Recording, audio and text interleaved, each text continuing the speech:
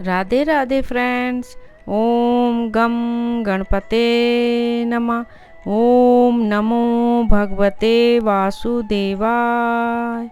आज हम श्रीमद् भगवत गीता 18वां अध्याय मोक्ष संन्यास योग के महात्म्य का वर्णन करने जा रहे हैं। श्री पार्वती जी ने कहा, भगवान आपने 17वें अध्याय का महात्म्य बतलाया, अब 18वें अध्याय के महात्म्य का वर्णन कीजिए। श्री महादेव जी ने कहा, गिरिनंदिनी चिन्ह में आनंद की धारा बहाने वाले 18वें अध्याय के पावन महात्म्य को, जो वेद से भी उत्तम है, श्रवण करो।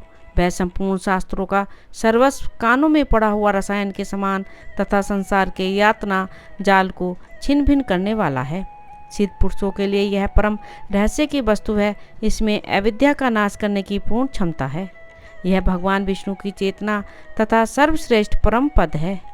इतना ही नहीं, यह विवेकमयी लता का मूल, काम, क्रोध और मद को नष्ट करने वाला, इंद्र आदि देवताओं के चित्त को विश्राम, मंदिर तथा सनक सनंदन आदि महायोगियों का मनोरंजन करने वाला है।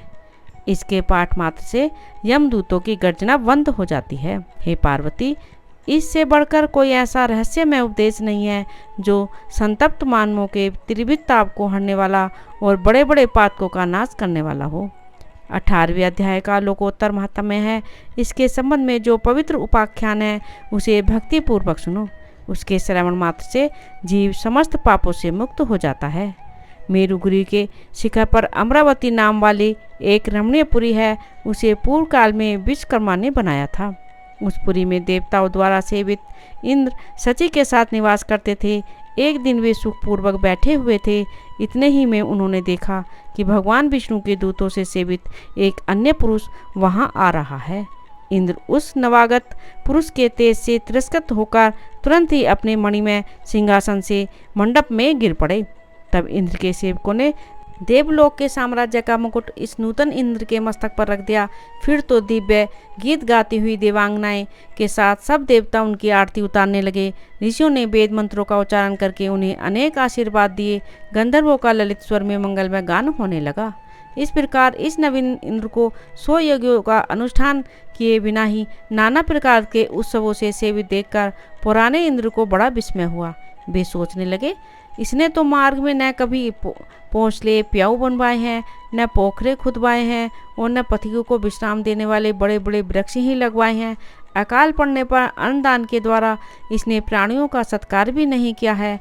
इसके द्वारा तीर्थों में, सत्र और गांवों में यज्ञ का अनुष्ठान भी नहीं हुआ है। फिर इसने यहाँ भाग्य की दी हुई ये सारी वस्तुएं कैसे प्राप्त की हैं? इस चिंता से व्याकुल होकर इंद्र भगवान विष्णु से पूछने के लिए प्रेम पूर्वक क्षीरसागर के तट पर गए और वहां अकस्मात अपने साम्राज्य से भ्रष्ट होने का दुख निवेदन करते हुए बोले, लक्ष्मीकांत, मैंने पूर्व काल में आपकी प्रसन्नता के लिए 100 यज्ञों का अनुष्ठान किया था। उसी के पुण्य से मुझे इंद्र पद की प्राप्ति हुई थी, किंतु इस समय स्वर्ग में कोई दूसरा ही इंद्र अधिकार जमाए बैठा है।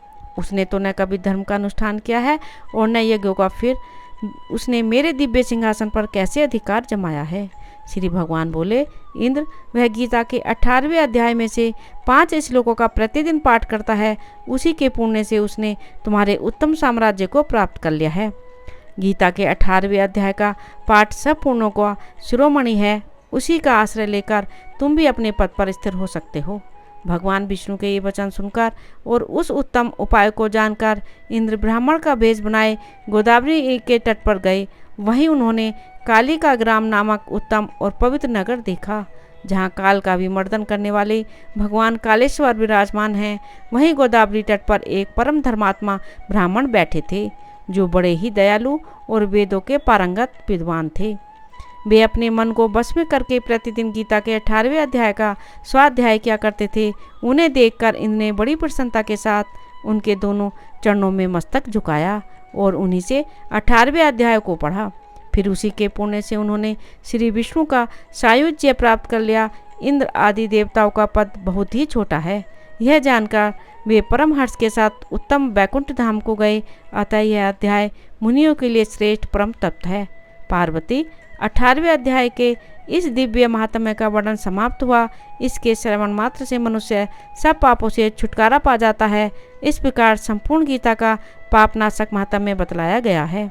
महाभागे, जो पुरुष श्रद्धा युक्त होकर इसका श्रवण करता है वह समस्त यज्ञों का फल पाकर अंत में श्री विष्णु का सायुज्य प्राप्त कर लेता है। राधे राधे। ओम नमो भगवते वासुदेवाय। मेरे इस चैनल को ज़्यादा से ज़्यादा सब्सक्राइब करें, लाइक करें और शेयर करें।